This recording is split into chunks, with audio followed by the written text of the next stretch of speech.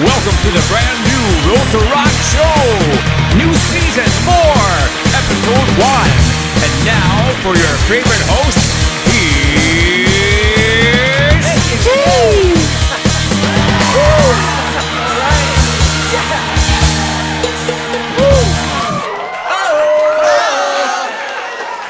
Okay, thank you very much, everybody. Thank you. Hey, settle down over there. Settle down. Hey, welcome to the show. It's 2021. Can you believe it? Oh, yeah, the 4th season of Road to Rock.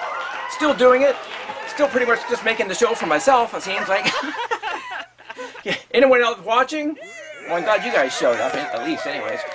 Yes, so welcome to the season 4, Road to Rock. Just a stupid little show I make just for the fun of it, because I'm freaking bored half the time, so I like to amuse myself. And, well, you're welcome to be amused as well. If not, or you're bored, turn the channel. Whatever. So, can you believe it's 2021? And who the hell said Happy New Year? Was it you? You?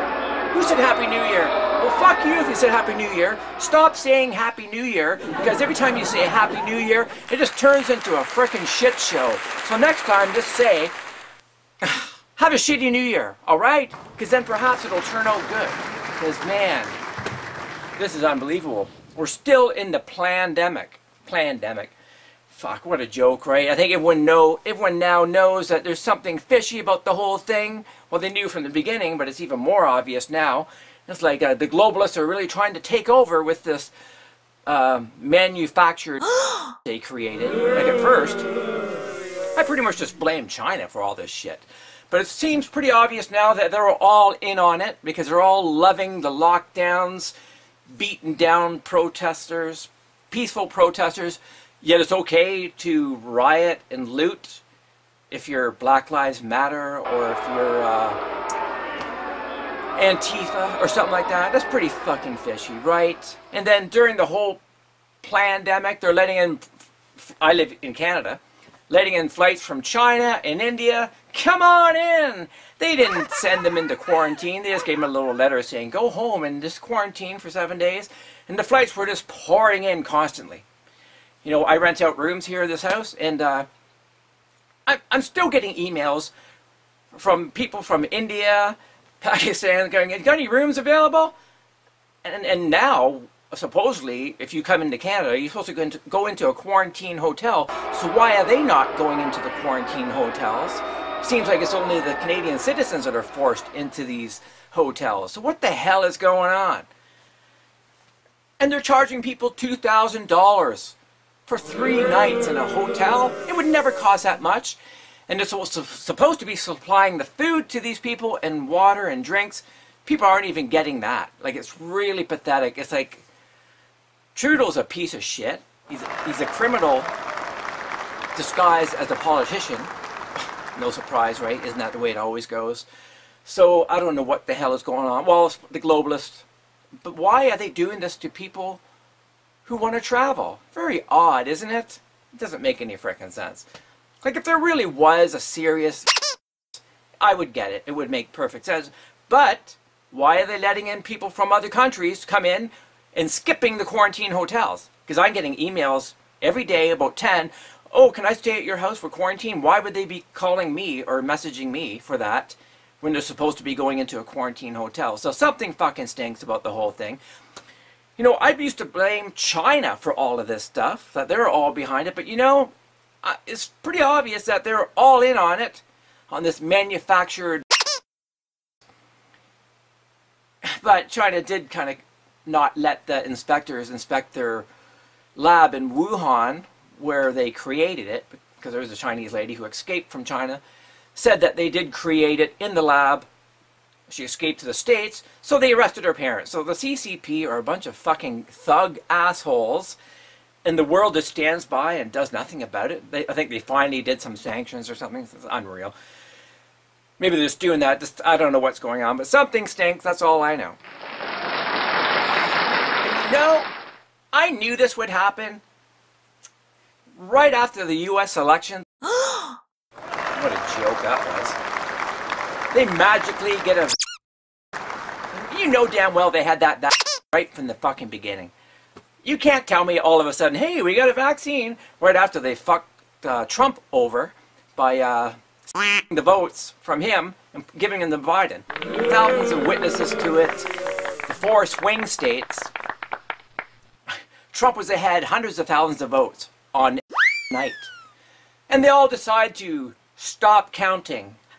What a coincidence, eh? They all decide to stop counting, and in the middle of the night, magically, millions of votes pour in through vans, and ballots that were printed in China. There were fucking even receipts saying they were printed in China, and the mail-in ballots that they found weren't even folded, which they would have been folded. So it's such a scam, and it's like, even the people at the top are part of it, because the Supreme Court didn't want to hear anything about it, didn't even want to see the evidence. So something fucking stinks.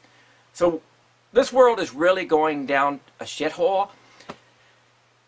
And you should be scared, because it's when that's happening, if they can do that, man, like this whole virus thing, and even the storming of the Antifa members started that riot, and all the Trump supporters they followed in there.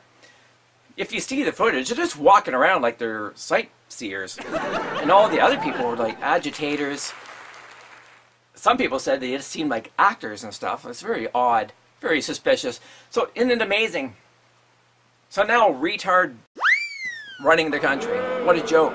But you know he's just a puppet for whoever's really running it. Probably fucking Obama in his basement.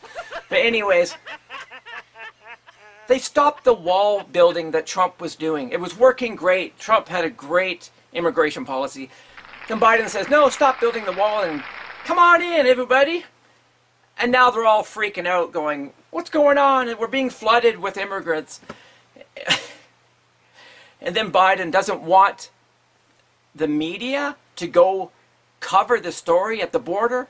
He's covering up. He probably wants all the kids to go into his basement so he can fucking molest them. Because you know what he's all about. Molesting Joe. So many videos and photos of him molesting young girls and kids and kissing everyone's wives. He's a sick fuck, I tell you that. And even one of the top Supreme Court judges was on the Epstein flight list. If you don't know who Epstein is, he was arrested and put in jail for being a perv, basically. And everyone went there. The Clintons, all kinds of, like Prince Andrew from the royal family, all kinds of people. A lot of people's necks were on the line. So, man, and that's probably why they wanted to get Trump out of there pretty fast. That's probably #1 reason right there. That's why probably the Supreme Court didn't do a fucking thing either. Someone heard that particular judge screaming at the other judges not to take on these lawsuits for I wonder why, because he's on that flight list. So the whole thing's pretty fucked. And later on you'll hear a song I wrote called Storm the Castle, all about what happened at States after the fake. It's amazing. They stopped the wall building at the southern border, yet they build up a wall around the Congress building. They build a fence around it and have the military. They can do that, but they don't give a shit about the fucking their own country and people flooding into it. Something stinks. Even here in Canada, it's just like they just opened up our province here in Ontario, in Canada, Ontario, and They just allowed people to sit in restaurants. They just opened up hair salons. And then they also opened up vaccine centers. And then nobody showed up. No one was dumb enough to line up to get that fucking sick vaccine. Who knows what the hell's in it? Well, we do know what's in it. There's aborted fetuses, lung tissue, modified DNA. Look at the ingredients. It's right there. Look it up. You'll see it for yourself. It's pretty sick. You want to put that crap in your body? I don't. But they want you to get that shit into your body. And I think that's what this is all about, ultimately. So what's really in it? I worry about that. So, anyways, no one showed up. So all of a sudden, here in Ontario, oh my God, it's a third wave. People are dying everywhere. The hospitals are loaded with patients. Fuck off. I know nurses that are friends and some doctors. They say it's all a bunch of bullshit. It's all a bullshit story. All kinds of nurses are quitting the job because they're sick of the fucking lies and the bullshit. So, man, happy fucking New Year, right? I don't think this year is worse than last year. So anyways, welcome to the show. Welcome to 2021. It's just like we're reliving last year, but it's worse. So what's going to happen? I don't know. Fuck it. I'll just write some songs. Continue to make this stupid show. I'll go fishing, kayaking, hit the beach, whatever. So, and you know what? I think I might as well give you some love, right? After all the shit that's going on, there's so much fucking horribleness going on. Let's just focus on love and happiness, which is pretty hard. You just gotta pretty much fool yourself to be in that state of mind, because that's just fooling yourself. Anyways, what is the best way to do that? Cooking, baking. I will do that. My mom used to make raspberry tarts, these little miniature raspberry tarts. So I'll make those, not rocket science at all. But the tricky thing for me is going to be making the pie dough. I've never made pie dough in my life. My mom was brilliant at it. It was always flaky and perfect. She even won first prize making a pie at a fair. My dad always told her, put your pies in the fair. And she finally did when she was in her 70s, and she won first prize. Amazing. So yeah, I guess I'm going to have to try to attempt to make pie crust and make these little tarts. So come along with me, get messy, because every time I saw her making it, the kitchen was always a frickin' mess. So I'm not looking forward to that, but I gotta at least try once, right? So let's go make some raspberry tarts and see if we can create some love.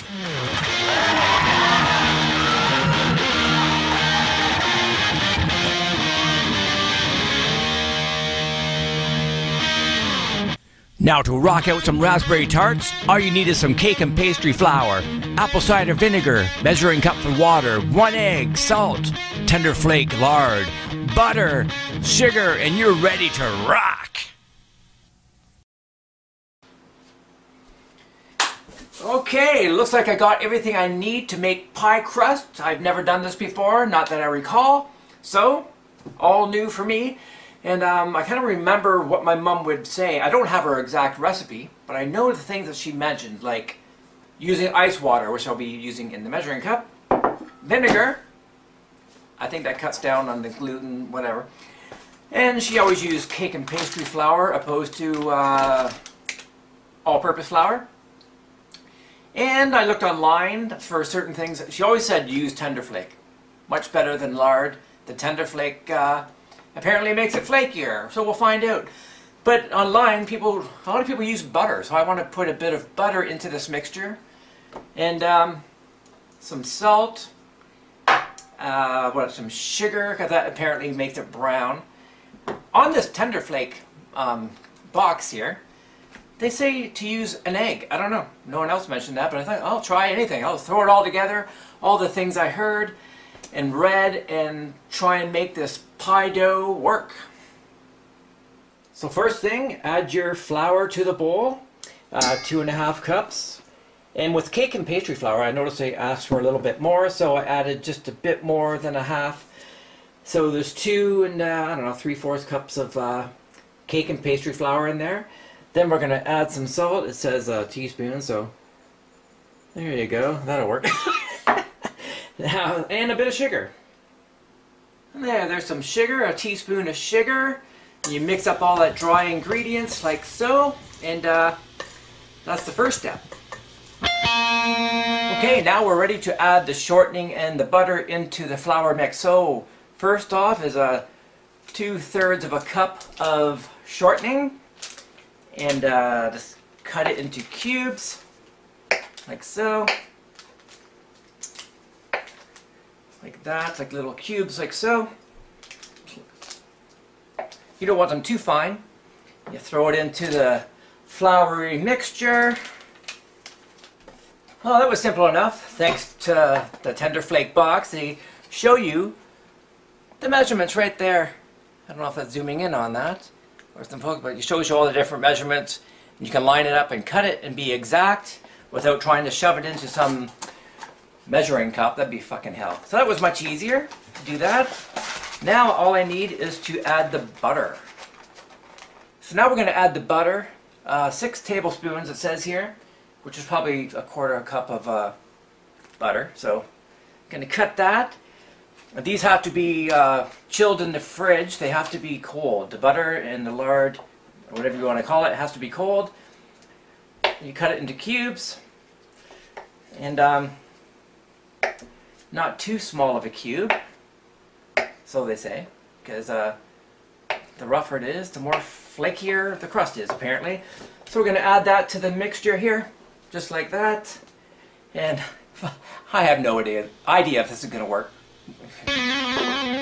There, so now I have the butter and the Tender Flake added to the flour. Now it's time to mix it with this little old-fashioned pie dough mixer thingy. This is what my mom always used. So, and you just go like so. Just like that, all the way around, just like the old days. People use food processors, but apparently it doesn't make the dough that flaky because you're making the butter cubes and everything too small. So apparently it's not the best idea. It's better to do it the old-fashioned way like this.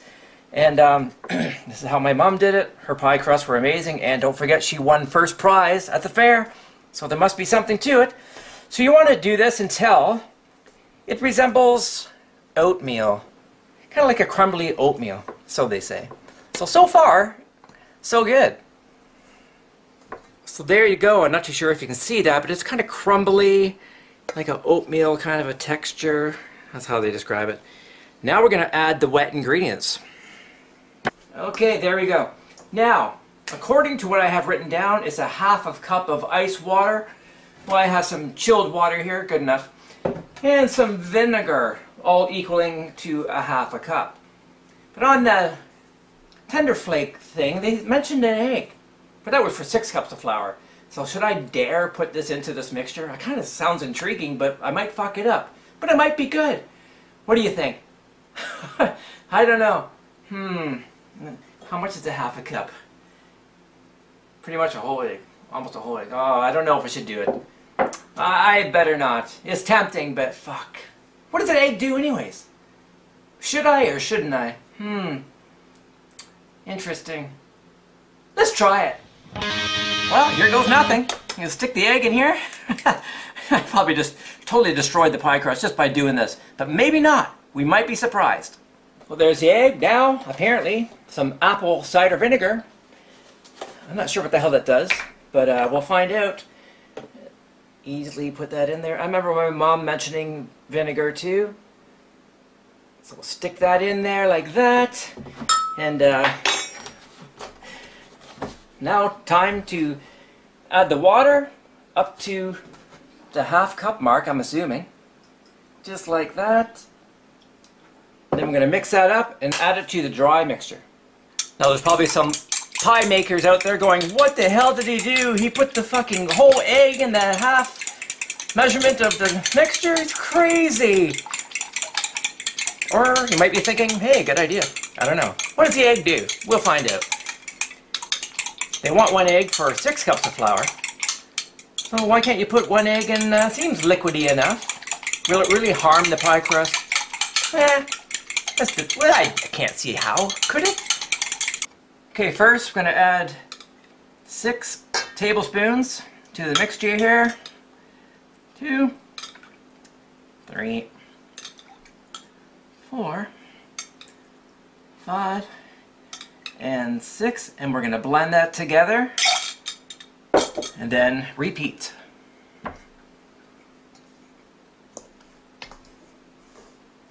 Okay, now just mix the remaining liquid concoction into the flour, and you do not want to overwork, they claim. You must treat it with love and tenderness. I can't wait to try this. It's going to be awesome. Yeah, just mixing that up. Don't want to overwork it. Don't want to kill it. Treat it with love and tenderness. So you don't want it to be sticky. You just want it to be moist, right? So that's what I'm doing. And so far, it's looking pretty good. I just want to get a spoon or a spatula, scrape along the bottom. Make sure there's no dry ingredients, that it hasn't been affected by the liquid ingredients. We want it all to be blended together, obviously. So that's what I'm doing now. And it's starting to look like dough. Yeah, so it's kind of crumbly and it's not sticky. It's moist. And I squeeze it and it's dough. I think I did it. I think I'm on the right track. Now it's time to form the dough ball itself. So you lightly flour your surface that you're going to put the dough onto, countertop, cutting board, whatever. And you lightly flour your hands, like so. And your rolling pin, obviously, because you don't want it sticking, correct? So yeah, this is all very strange because I've never done this before. So I'm going to get the dough, take it out of the bowl, obviously, place it on my lightly floured surface, and gently form the dough ball.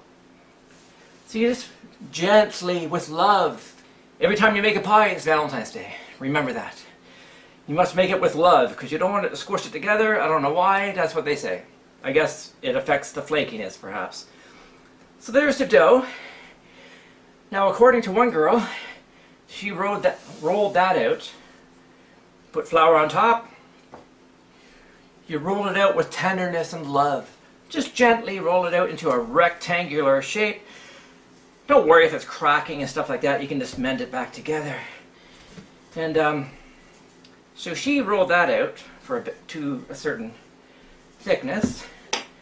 Then, and if it breaks apart, just stick it back together like that. I don't know if you can see that, but that's what I'm doing. Roll it out. How many times do I have to say that? Then, once you roll it out, you're going to fold it. You're going to fold it in half or in folds. I'm going to fold it halfway and then the other halfway in like this. Apparently this makes it flaky. I don't know. We'll find out. This is all new to me. So I'm going to roll that out like that.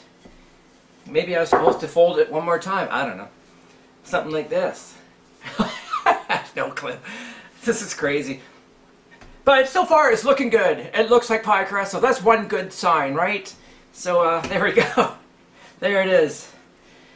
I think I need some more flour on this working surface here. Lightly flour it again so it doesn't stick.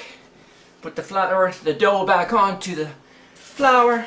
Lightly flour the top of that so it doesn't stick. Same with the rolling pin. And now we're going to roll it out. Fuck, do you roll it out or make a ball? Oh shit. I think you rolled it out. I fucking don't know. You rolled it out. And then they made a ball? I think they did this. They rolled it out. They rolled it out like I'm doing. And I think the girl made another fold like so. And I think she cut it in half, because one half of this will make the bottom part of the pie, or I'm just going to be making tarts, only the bottom part of the tart. But so, technically I guess I should have some left over. Why do I even have to cut it in half? Because I'll probably have some left over. So I guess I'll cut it in half. Okay, I got my knife, cutting it in half. And I'm going to be making 2 separate dough balls. Well, not balls actually. You want to make a disc, a dough disc. So you just do this with your hands, like so. Don't overwork it. I gotta tell myself that. Don't overwork it, love it. Be gentle, make love to it. Like so. And you just want to form a disc, apparently. So when you go to, so now we gotta chill this in the fridge for like 2 hours or overnight. So I'm gonna do it overnight. That's what my mom did, so I'll be doing it overnight as well. So I'm gonna make a disc so when it comes to rolling it out to work a pie crust or the tarts, it'll be much easier. That's what they claim. So there's 1, here's 2. I'll be getting some saran wrap, wrapping these up, put them in the fridge overnight, and then we shall continue this process of making these raspberry tarts that were a common thing in my family for Valentine's Day. Oh man, man, you just missed me dropping these on the floor. What a fucking retard. Anyways, well maybe it'll make them flakier, who knows. So I'm going to stick these in the fridge before I totally destroy everything. And then we'll continue tomorrow and see if we can make some raspberry frickin' tarts.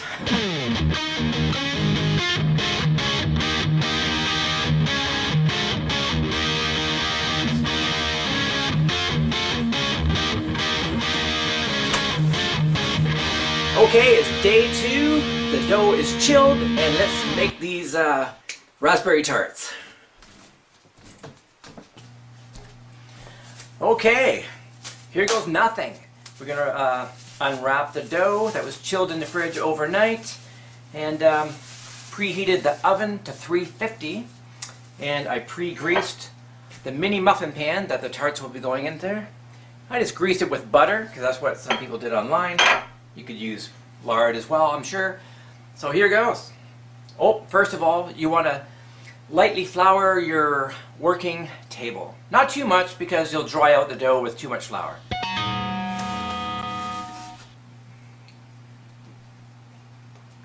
Just lightly flour the surface, place your dough on top of that. Lightly flour your rolling pin. And roll it out. So it's fairly thin, and it seems kind of hard to do when it's chilled, but you just keep working at it like they do on the other videos that I've seen. And if the edges crack, you just stick it back together like that. Don't worry about it.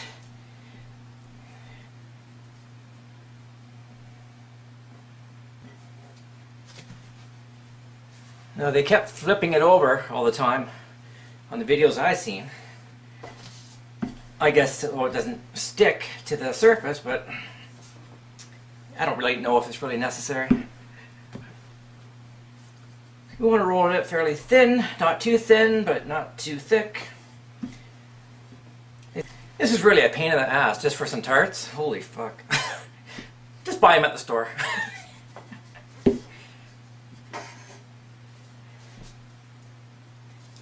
I think when people bake, it's just to brag, look what I made, it's fantastic.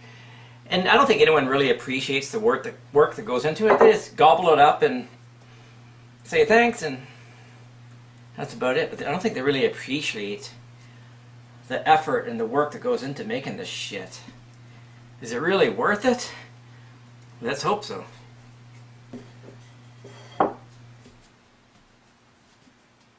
Okay, well, I don't know. That might be the right thickness. Who knows? Seems like it. So you want to use some cookie cutters. Something that's just a bit more round than the actual circumference of the muffin tin, I'm assuming. This one is almost the same size, just a bit bigger. This one's fluted, which means rippled edge. Gives a little more decor to the edge. Pretty common with tarts. I'll try that first, see if that's going to be the right circumference. So here goes nothing. I'll press away in here. I'll test this one out first to see if it actually fits into the pan. Okay, let's see if this goes in there. Looks pretty cool. Stick it in the hole gently. And it's a bit small. You kind of want the edges to stick up a bit higher, but so I'll use the bigger cookie cutter, but I'll live with that one for now. So let's hope this will be a better fit.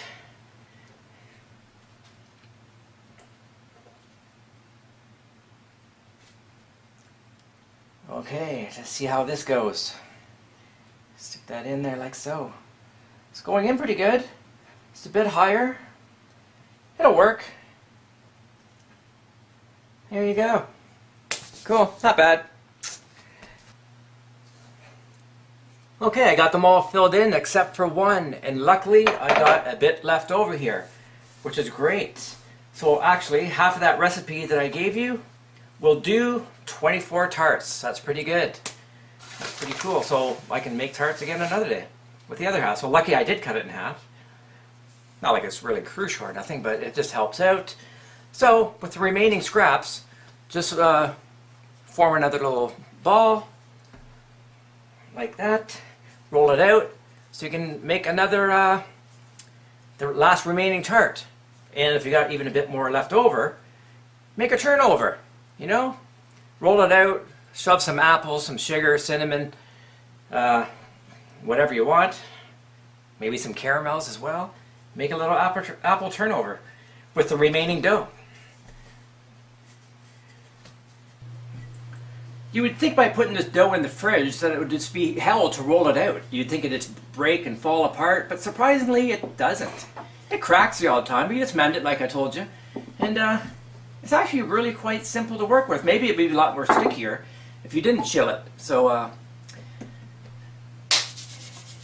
alright, now for the last little tart to join his friends into the mini muffin pan. Wow!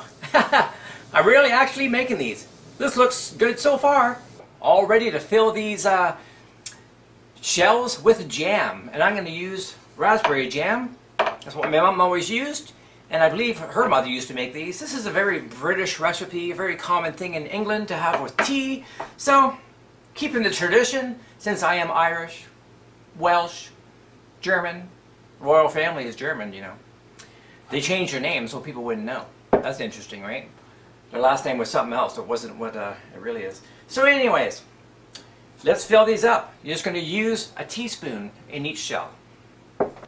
Now before you put the jam in, check your tarts. Make sure there's no holes in the bottom and or too thin. And if you do, you just take a little piece of dough and mend it. Just stick it in a little thin area or a hole, and I don't really see that I have that. So I'm good. Now some people brush the pastry with egg to give it a shiny golden finish. But I'm not going to do that. Now you don't want to fill the shells too high with the jam or it'll just overflow while it bakes and make a horrible mess. So just a teaspoon will do.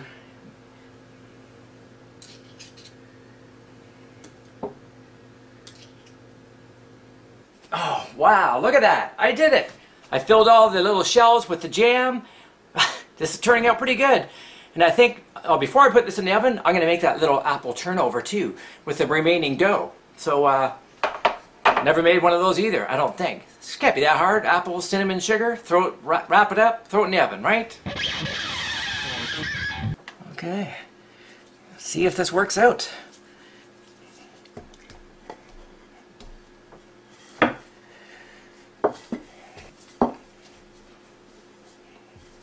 Well, my instincts tell me to put a little bit of butter or margarine just on the surface here, inside the turnover. It just seems like a good idea. So now, some brown sugar. Sprinkle it on the bottom.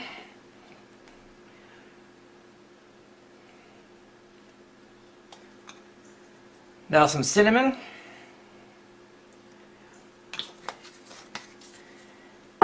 And I'm going to put a bit allspice in there. Allspice is always great to add. It's a great flavor. Now I just cut up some apple pieces. And stick this on top. Like that. I got a little dish of water here. I'm going to wet the edges Just so when I fold it over, the dough will stick to each other. Like the edges will stick. And I'm assuming that is a good idea. I don't know if this is really going to cover completely, but let's try. See what happens. Make it a little... Not bad, not bad. I'll just pinch the edges. And no, I've never made this before, even though it seems like it. It's just kind of common sense, right? What you should be doing. Pinch the edges so it stays together. And if you get a little hole, mend it with the water. Kind of acts like glue. And hopefully we'll have ourselves an apple turnover. Okay, I got this old cookie sheet which my mom's mother used to use for baking cookies and everything else, and my mom used it, so now I'm going to use it. Why not? And first of all, I'm going to be putting the pastry turnover thingy onto this pan, as well as the tray of tarts. So, but wherever the apple turnover is going to go, you got to grease that up. So we're using some butter. Now before I put this apple turnover into the oven, I'm going to poke the top a little bit with some holes to let the steam out. And it'll be a little decorative as well. Okay, now I'll just place this turnover into the oven first. Then place my awesome tray of tarts on top of that cookie sheet. Okay, now we're going to set the timer to about 15 minutes, and this should be done, apparently. Probably apple turnover would take a bit longer than that, but I'll take the tarts out at that time. And you know when they're done, when the dough is nice golden brown and fluffy looking, and the jam is apparently bubbling and looks like lava. And you don't eat them right away. Let them cool on a wire rack, and then you can enjoy them with tea, coffee, whatever. You can also decorate the top with chocolate, almonds, whatever. There's no rules to baking or cooking. Just be creative. Well, it's been 20 minutes. Let's check them out, see how they're doing. Oh yeah, looking pretty good. I'm going to set these tarts on the cooling rack here. Now, I'm not too sure about this apple turnover. Let's give it a poke. See what it feels like. Not exactly flaky crust, but not bad. I think I rolled it too much, but whatever. Well, here's the tarts, all baked. The jam is still boiling hot. And hopefully when they cool down, they'll be great. We'll test them out. Now the tarts have cooled. Now you just want to take a little knife, plastic or a dull, not a sharp edged knife, and just gently go into the edge like so and work them out like that. Now it's time to serve them up. Put them on a nice serving dish. Now look at that awesome apple turnover. And the tarts. That looks amazing on this awesome serving tray. Now you're going to amaze your guests when they come over.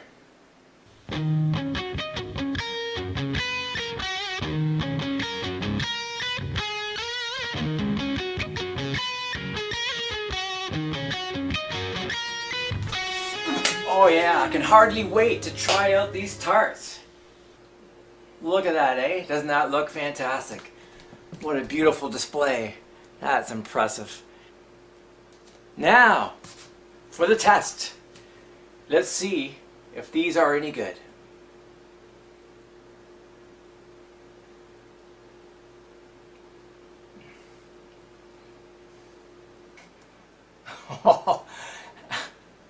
I succeeded. I actually made my mom's famous raspberry tart. It's not really hers, it's all of England's famous raspberry tart. I did it! You know, it's pretty good. You know, I always wanted to do that in honor of my mom's memory. There was just Mother's Day and Valentine's Day just passed. And you're probably wondering, Steve, why the fuck did we just see a Christmas tree? Well, I'm asking myself the same thing. I'm actually filming all this in April. Everything you've seen so far, I started filming in April. And so I had to catch up. So Why haven't I taken the Christmas tree down? Because I've been debating about leaving it up all year. I might just change the ornaments to suit the season. Because the whole theme of my house is the woods, animals that live in the woods. And because I love being in the woods. I like anything that's artistic, creative, nature, the woods, all that kind of stuff. It's all kind of everywhere in my house here. Like this little fox. I even got a fox in my house. Look at that. And sometimes there's a different kind of fox with 2 legs and a nice pair of tits. Now calm down, calm down. Some of you girls are probably going, what are you talking about? How can you be so rude and disgusting? Well, you know what? This is supposed to be a rock show. You wouldn't believe it or not when I'm baking frickin' tarts and stuff. What does this have to do with rock? Absolutely nothing, but I like it. Mmm. It's hard to talk with a tart in your mouth. Oh my God. I still have rude thoughts after saying that. You know, I like both kinds of tarts in your mouth. This and the other. And yes, how dare I say something so rude, right? But yay, this is called Road to Rock. You must be a rock fan to tune into this show. And rock, music, and tits, girls, go hand in hand. Well, while I'm trying out these tarts, I might as well try out the apple turnover. Let's see if that turned out. Let's see. Let's take a bite. Mmm. Oh yeah. Not too bad. Just for a hack job, it's good. Mmm. Oh yeah. Mmm. Awesome. Now I'm a baker, I guess. Cool. So, back to the Christmas tree. It's April, and I got a Christmas tree. Pretty crazy, eh? It's basically due to laziness. But, I like keeping it up until the end of March. And, which just passed, so it's not too bad, right? April, springtime, having a Christmas tree. I got a crazy thought about maybe even leaving it up. And as I mentioned before, I have animals from the forest all through my house. Foxes, bunnies, rabbits, geese, chipmunks. I got, what's this fucking guy here? Look at this guy. Squirrel. I got a squirrel even. Look at that. I like the forest. The forest has always been my friend through my whole life, gave me peace and grounding, and I spent a lot of my childhood in the forest. And you'll see those forests in season 3's fall show where I go fishing in the woods where I used to fish and hike all the time. Check that one out. It's great. So I love the forest. I love the woods. And keeping a tree in the living room might not be that odd after all. I could just change the ornaments. Put Easter eggs on it for Easter. In the spring you put flowers. In the summer you could hang suns, surfboards, whatever. In the fall, pumpkins, fall leaves, that kind of thing. And then Christmas comes around and ta-da. So, I'll think about it. We'll see. I just gotta have another bite of this tart. Excuse me for a moment.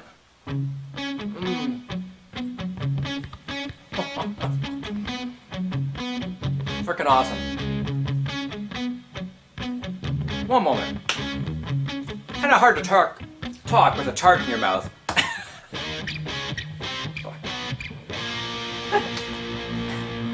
Nothing wrong with tarts in your mouth.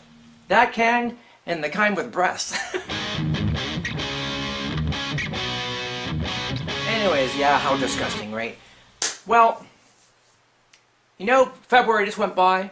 What is that? Valentine's Day, my birthday, the month of love.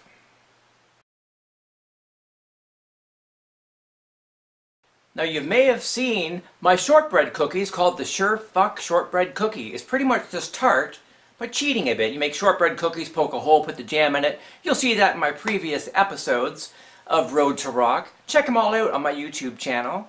Just look at my playlist. You'll see season 1, 2, and 3, and now it's season 4. So yeah, so those are guaranteed to get you laid. Guaranteed to get you fucked, ladies and gentlemen. Yes, they are. Very dangerous. But these are even more dangerous. these are guaranteed to make whoever you give these to fall in love with you. So be very careful, because they're the taste of love, I'll tell you that. So, speaking of love, you think of Valentine's Day. And people give those sweet tart candies to their loved ones, right? It's kind of odd. Well, the candies themselves aren't odd, but the sayings are very odd. They're like very possessive. It's like, I'm yours, be mine. Those kinds of things. Very possessive.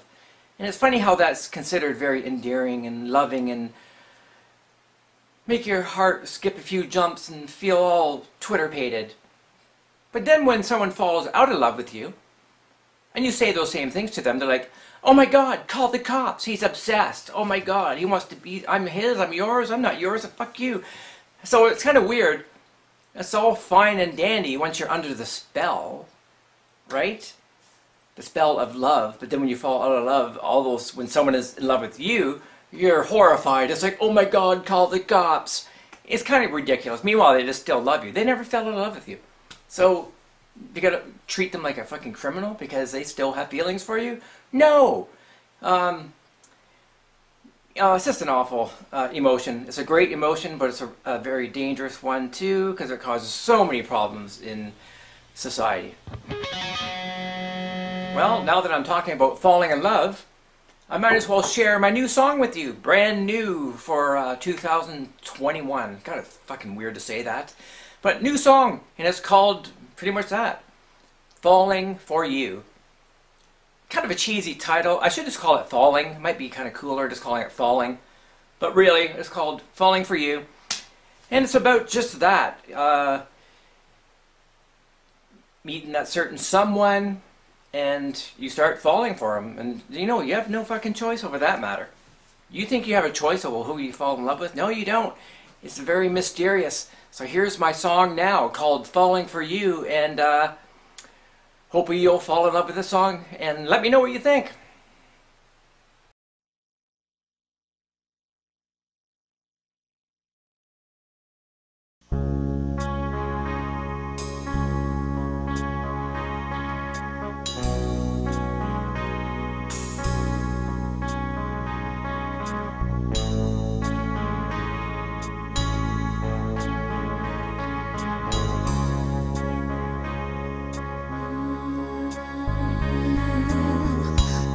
Still bleeds from wounds afflicted on me. Every time it's the same story. I'm just a fool who's always deceived.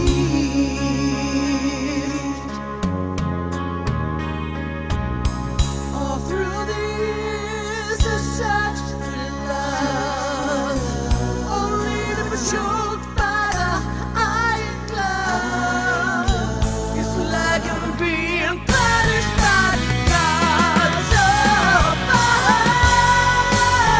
but then you came from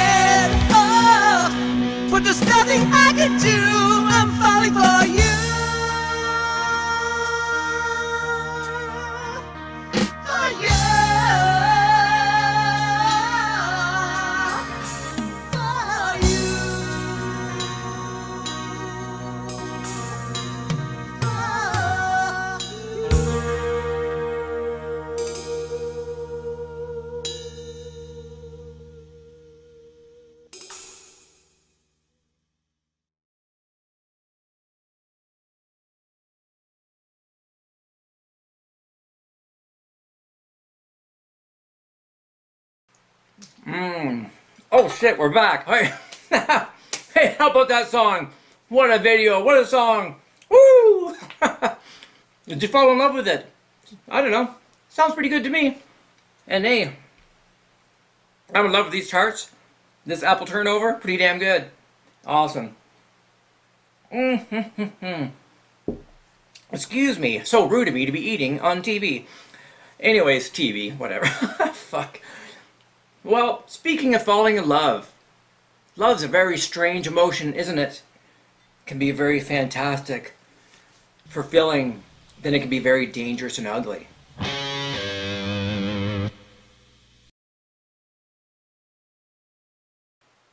Now, hopefully you've been watching this show since the beginning. If you haven't, I suggest that you do go back to season 1 and learn all about my family, because my dad killed himself when I was 4.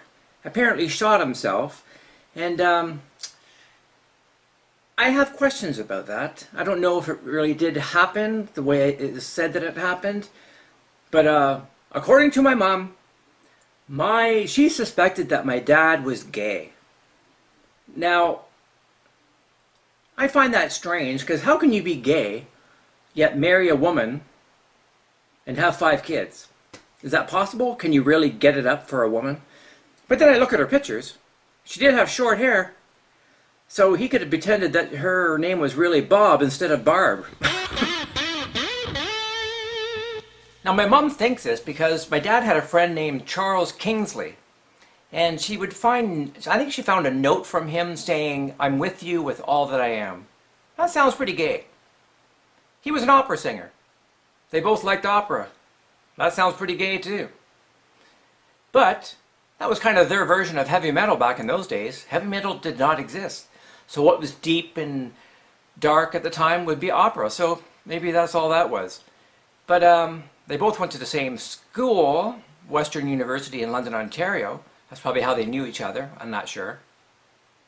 I think my mom said that she saw shirts that were presents from this guy to him. I'm not too sure on that one, but that would be pretty gay too. My dad did mention to my mom, "Oh, Kingsley's after me for money again." So I'm thinking, you know, if you are having a gay relationship with a guy, you're going to keep your fucking mouth shut. Or with a girl. You're going to keep your mouth shut. You're not going to say anything that's going to open any doors for questioning. So saying, "Oh, Kingsley's after me for money again," is pretty much opening the door for a lot of questions. So, was he gay? Was he not? And if he did kill himself, that would explain being gay, because you're a doctor in the 60s, you're married, have 5 kids, you have very conservative parents. That's not going to go over too well. The police did tell my mom that there was evidence of blackmail. So, was he really gay? It's a hard one. A lot of gay guys do get married and have kids, which doesn't make any fucking sense. So how can they really be gay? How can you get a boner over a chick if you only want to lust after a hairy fucking ass and balls? Like, it doesn't make any sense. So was he gay or not? That's the question. Well, if you're gay, when you figured there was evidence to prove you're gay, and this guy was blackmailing him saying, "I'm going to tell everyone you suck my cock if you don't break up with your wife, or hand over money," then he probably felt his back would get against the wall, his life is over, buy a gun and shoot himself. His only way out is probably what he thought. But, and that's what we thought for years. But then I started thinking, you know what? Just because my mom says he was gay, and that this guy was after him for money, doesn't mean it was so. The guy, Charles Kingsley, could have very well been gay. Doesn't mean my dad was. And maybe he was making advances for my dad, and he refused to partake in his sick fantasies. And then the guy says, "Well, I'm going to tell everyone that you put your balls in my mouth." Whatever, put a gerbil up my ass, whatever. And then he probably thought, not even being gay, thinking, "Oh my God, this guy's going to fuck me over. I'm not going to be able to lie my way out of that one." Maybe my dad wasn't too bright and figured, That's kind of a crazy way to kill yourself. Why wouldn't you call the cops? Now, speaking of the police, many years later, not too long ago, my brother and I were in Ottawa at my dad's brother's house, Uncle Neil. My brother Googled, or whatever he used for a search engine, the guy Charles Kingsley, and we found his name come up. This guy was charged and arrested for trying to embezzle another doctor and his opera vocal coach, claiming that he was going to get an inheritance and he wanted to give them all some money, but in order to do so he needed some money up front to pay for the inheritance tax, so these people fell for it or not. I'm not too sure if they fell for it, but he tried to embezzle these people. He got arrested for it. So I'm not too sure of the scheme he was trying to pull on my dad, but I wish I could have told my mom that information, and it probably would have eased her mind on the gay thoughts. So now it could be anything of why he actually died. Either he actually did shoot himself because he was gay, or he wasn't gay but thought he would be framed as being gay, or maybe the gay guy killed him himself. He didn't want to be with him, so he framed him and killed him. We don't know.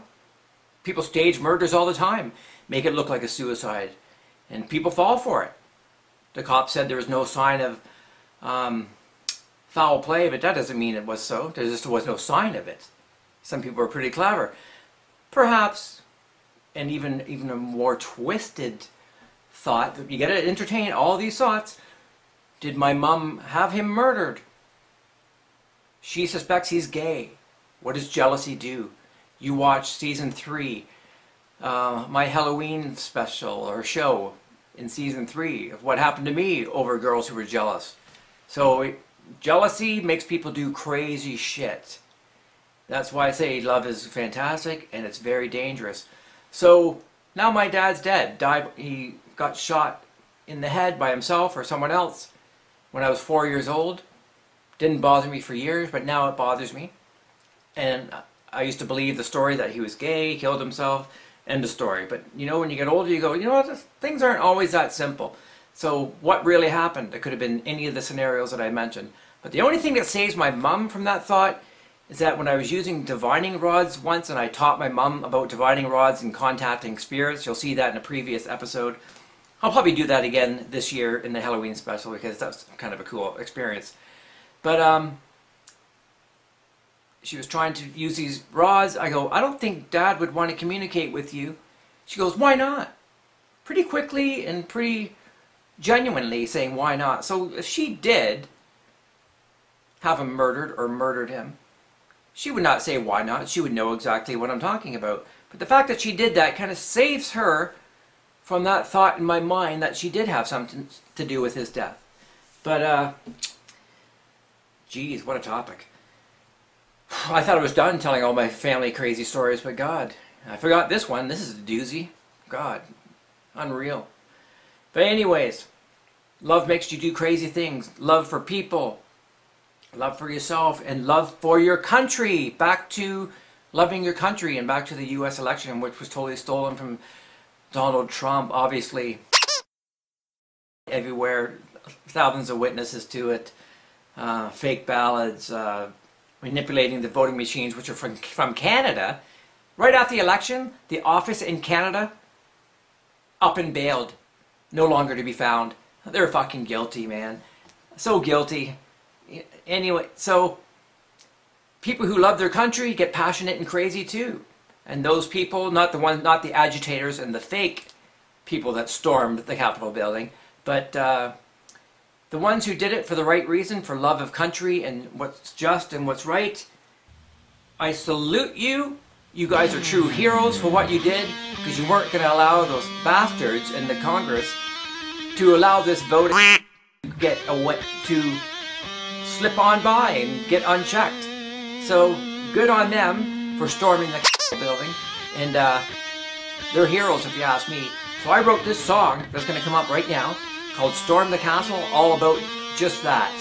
And this is why people read history and they go, oh, wasn't it fantastic that the Crusaders saved Spain and France from the fucking Muslims that invaded those countries, and then they liberated those countries.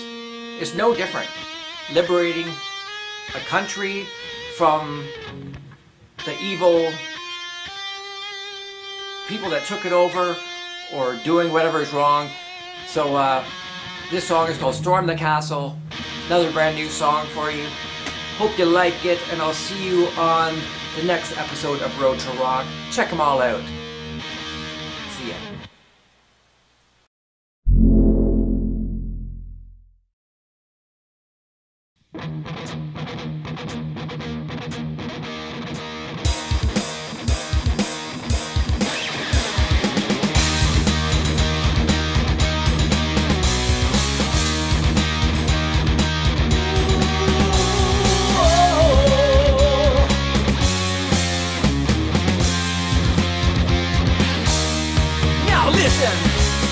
Something's running in the air tonight.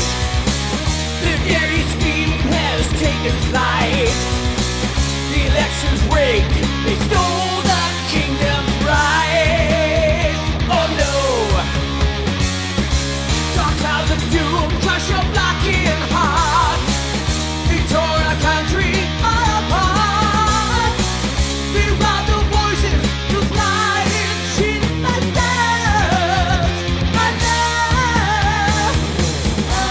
Well, this just can't be right. To lay down without a fight. Rise up, let's take a stand. Let's all join forces and raise our hands. Light up the torches and raise your sword. We'll march shoulder to shoulder. With God on our side, we'll bring them down. Let's storm the castle. They say we're free, but we're really not. They act so righteous, but their insides rot. The lying eyes and fake smiles try to blind us from the plot. Oh no!